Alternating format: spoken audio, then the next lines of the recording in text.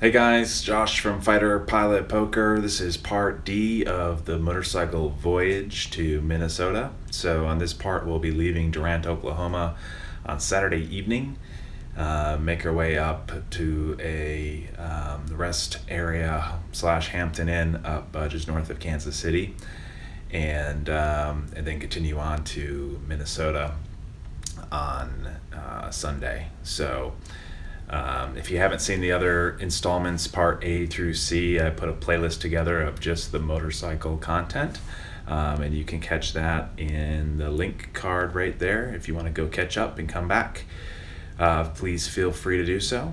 But we'll play some of the footage on the voyage up there, including needing as many warming layers as possible as temperatures fall well below freezing. So that and some snow should make for fun viewing from the warmth of your living room, wherever you may be. If you like the content, be sure to help me out by subscribing, and feel free to leave me any comments of anything you'd like to see in future videos. Bye for now. See ya.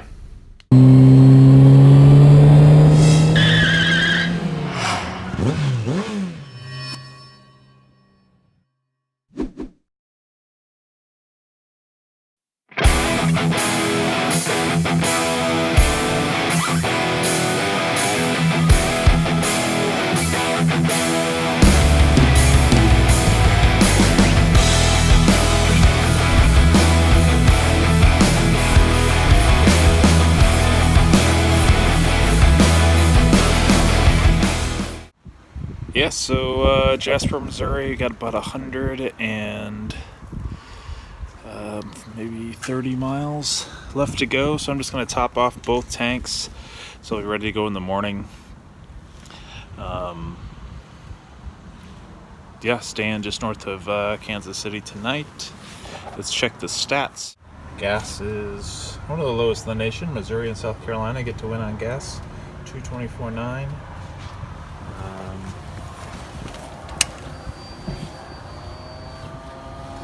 Let's see.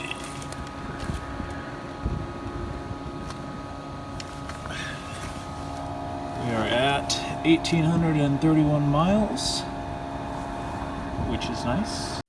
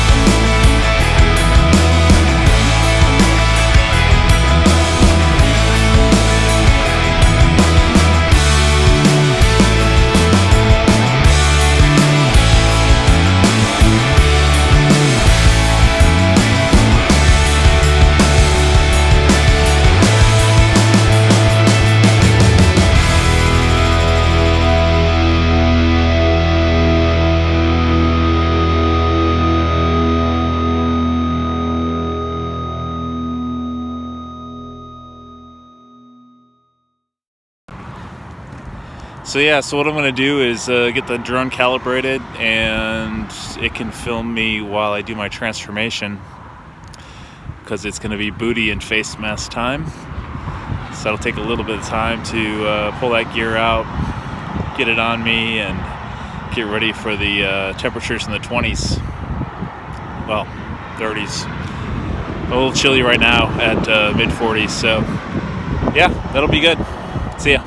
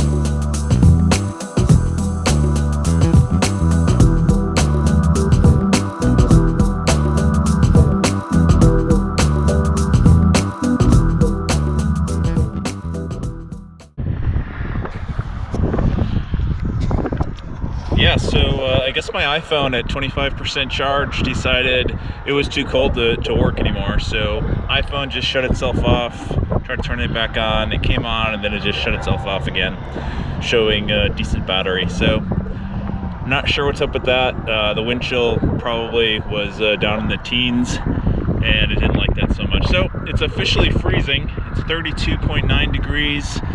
I am freezing as well, and my white fingers. I actually used the deerskin gloves for like the entire trip so far with the grip warmers. Did a really nice job. I had kept the grip warmers pretty much cranked, maybe at 75%. So now I'm switching to the kind of ski glove kind of guys. I think I'm about 60 miles from the Minnesota border. So that's about it. The booties and the heating vest is working great.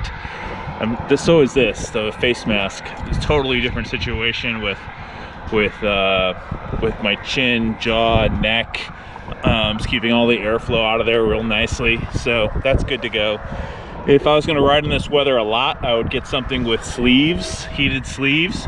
But my arms are a little cold, but the core is staying warm. The feet being out in the windstream, the booties are doing its job, so all's good. I've got, let's see, I've got 185 miles left, and yeah, let's get going. Yeah, so it's snowing. Yeah, I'm in like Northwoods. Great name for a town. It started snowing. It's coming down pretty good. So I'm gonna get back on the road. I just warmed up a bit. Ski gloves with Prima Loft working pretty well. Let me just try to grab some GoPro footage crossing the border, and I'll let you see this snow. Hang on.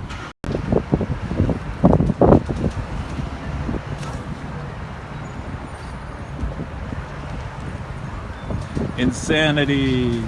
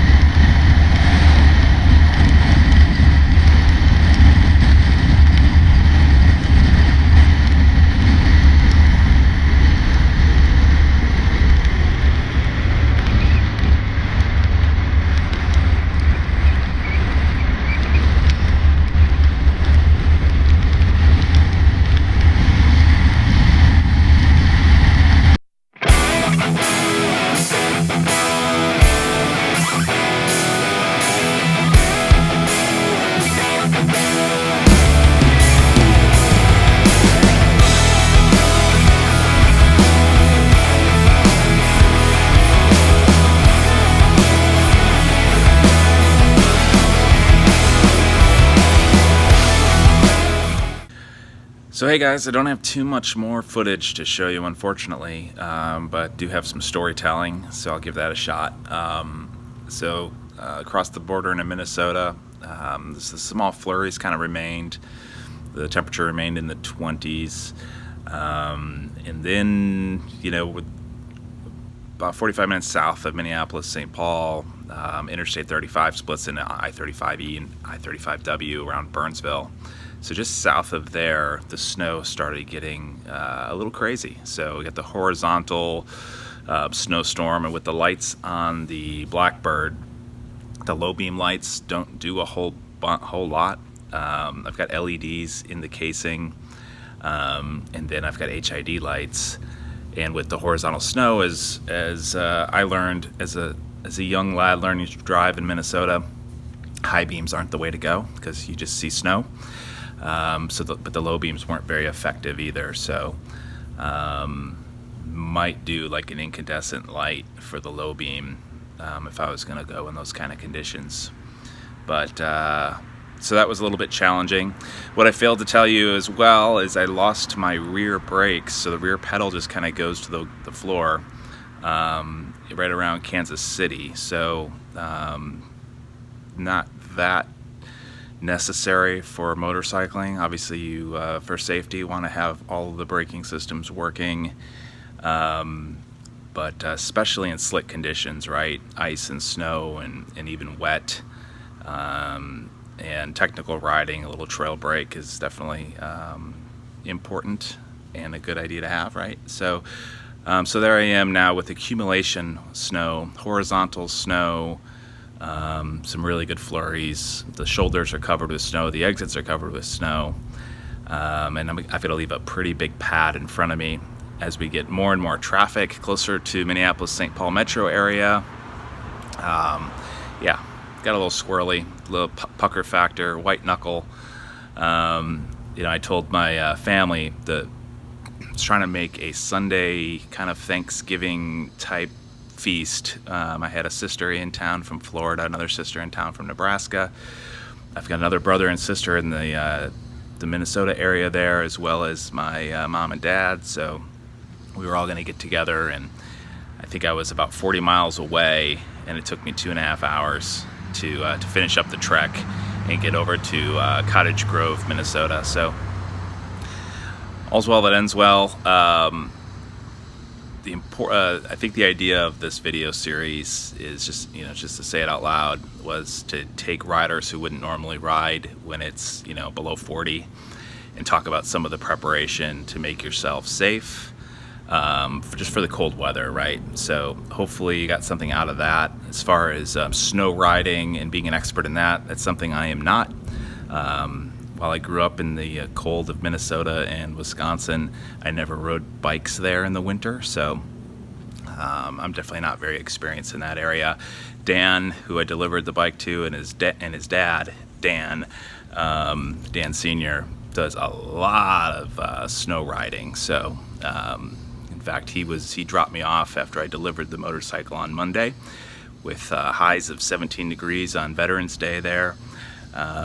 He was going to trek back to southern Wisconsin through some pretty good accumulation, and a guy who rides year-round every year in Wisconsin. So maybe we can get him to make a video on some of the techniques and procedures and tactics to keep you safe with snow on the ground. But one-wheel drive is never the way to go, and certainly something I try to avoid whenever I can, and part of the reason I didn't go across the Rockies or make that attempt, in addition to not having a four-wheel drive vehicle or snow chains, some of the mountain passes technically illegal to cross on bike in the winter. So with all that said, we got the bike delivered. Like I said, super frigid Monday with temperatures in the single digits, and flew safely back here. It's 70 degrees today in Southern California, and I think it was a successful trip. Moving forward, I think tonight we have there's a long distance riding event that I'm going to try to attend. It's called Ride the Weenie. It's a pilgrimage to Pink's Hot Dogs in Hollywood from riders all over the country that can make it out in November. So there'll be a lot of folks from Florida. I'd say a lot, I mean a couple, right? Florida, mid-Atlantic states, anyone that can get south enough to stay out of the snow. Should probably have at least 50-60 riders there at Pink's enjoying a hot dog. I'll try to get some interesting coverage here to put in a future vlog about it. Some interesting characters for sure. So if you have a motorcycle, or even if you don't, you want to come check out the madness, that's going to occur Saturday night, I think from about 10 o'clock p.m. to maybe 1 a.m. So that's always a good time. See some interesting setups on different bikes and some interesting riders for sure. Yeah, and I also want to just take a moment to thank everybody for their support. Earlier this week, I think I had 20 subscribers, half of which were, friends, and that grew from 20 to 60 in a matter of 2 days, and it continues to grow. So I'm excited about that. Excited about getting some more feedback from people, hanging out on motorcycle forums, on poker forums, poker Twitter, and in and out of card rooms. I've just got some interesting little fighter pilot poker chips made that tell you how you can follow us and get involved. I'm going to pass some of those out at in the local card rooms as I make the tour, so that'll be kind of interesting. But I just want to thank everyone again for their support, and if you have ideas for future videos, something you're curious about. I've had dozens of people hit me up about rallies. We're trying to figure out a way to do real-time rallies without taking time off the clock for these kind of introspective interviews and stuff like that. So don't have it quite figured out, but I have some ideas around it. So we'll see where this takes us. Thanks again for the support, and hope you enjoyed the videos, and let me know how we can improve things. Appreciate it.